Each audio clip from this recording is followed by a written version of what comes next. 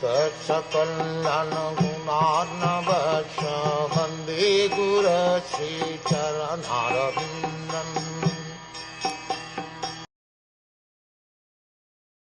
His Vyasadev's son was a great devotee, an equibalanced monist whose mind was always concentrated in monism. He was transcendental to mundane activities, but being unexposed, he appeared like an ignorant person.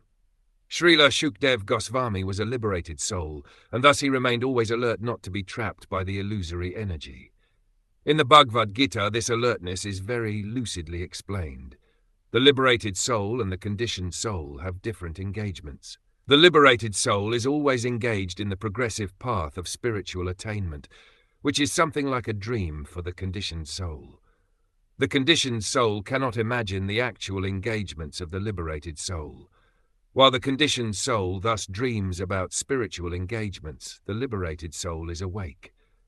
Similarly, the engagement of a conditioned soul appears to be a dream for the liberated soul. A conditioned soul and a liberated soul may apparently be on the same platform, but factually they are differently engaged, and their attention is always alert, either in sense enjoyment or in self-realization.